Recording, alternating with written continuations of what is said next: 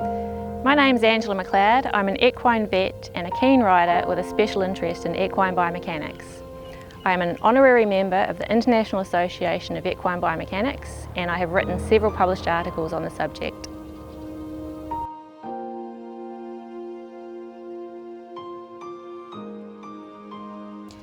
One of the fundamental objectives for improving a horse's gymnasticism and obedience is the development of a consistent connection.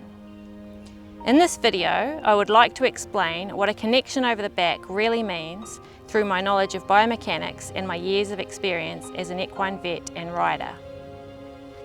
The biomechanical explanation of connection is when the thrust from the hind limbs travels uninterrupted over a supple back to reach the independent forehand. This gives the rider a consistent, elastic rein contact and a means to control the hindquarters. This requires the development of elastic tension in the muscles of the top line.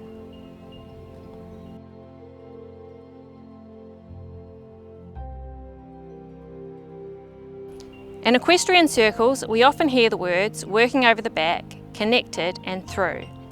These terms are vague and often poorly explained. Many people do not understand exactly what this means, although they likely are aware that it is important. Unfortunately, a lot of people equate working over the back to the head being down and the neck round at all costs, and in an attempt to achieve an attractive headset, they destroy their chance of achieving a true connection over the back.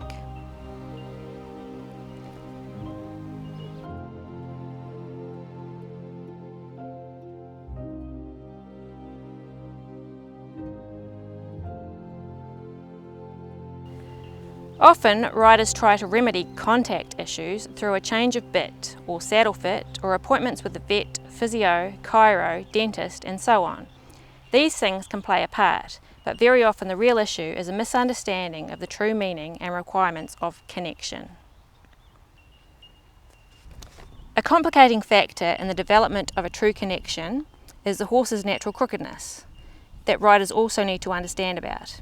But the basic requirements of connection are mental relaxation, a supple long back muscle free from negative tension, an active hind end, strength in the postural muscles of the back and neck responsible for holding the back in a raised posture, a balanced and effective seat of the rider.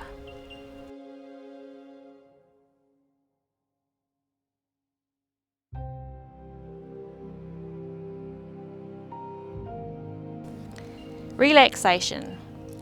The horse must be free from mental and physical tension and allow himself to be driven forward.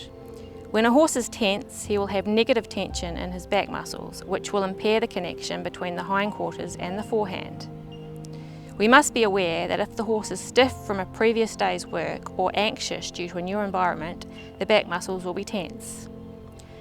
The process of warming up supples the muscles, removes stiffnesses and prepares the horse for work. As the horse relaxes and his muscles start to become supple, he will exhale loudly and his tail will swing like a pendulum from side to side.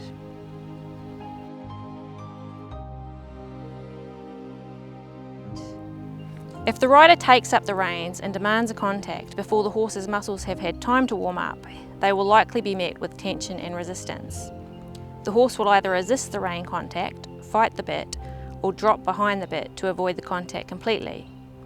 They are likely to take up a stronger contact on one rein, as natural crookedness prevents the hind limbs from travelling in the path of the forelimbs until they are relaxed and working over the back. The progression to creating a steady contact goes a little something like this. The horse relaxes.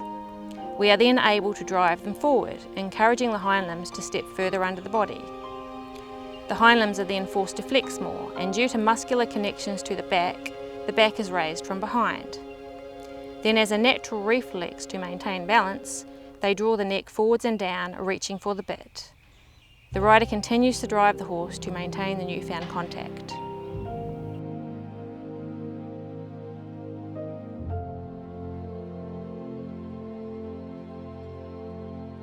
The process of developing the postural muscles to hold the necessary posture to enable the energy to be transmitted from the hind limbs to the bit takes time. Until they are fully trained, these muscles can only hold tension for short periods of time before they fill with lactic acid and become uncomfortable.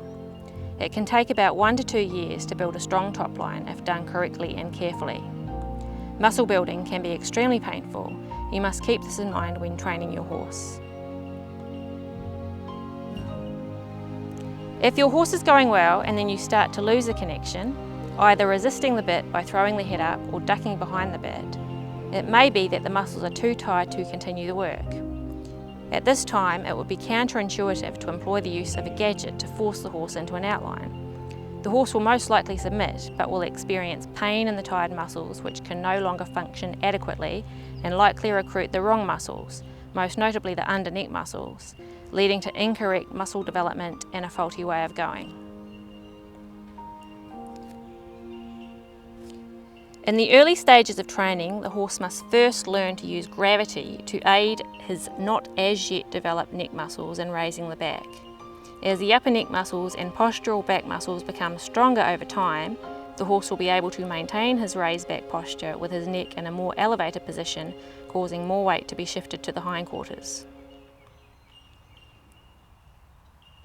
The rider's seat needs to be supple enough not to hinder the raising of the back or cause tension in the long back muscle, preventing it from functioning correctly. The rider must be able to drive the hind limb sufficiently with their seat and legs, whilst not restricting the forward reach of the head and neck by balancing on the reins. Depending on the horse's stage of training, the rider's upper body may need to be inclined more forward with a relieving seat to assist the horse in raising his back. I hope you enjoyed my video on connection. Please like and follow my Facebook page, Angela McLeod, Equine Veterinarian, to learn more about equine biomechanics.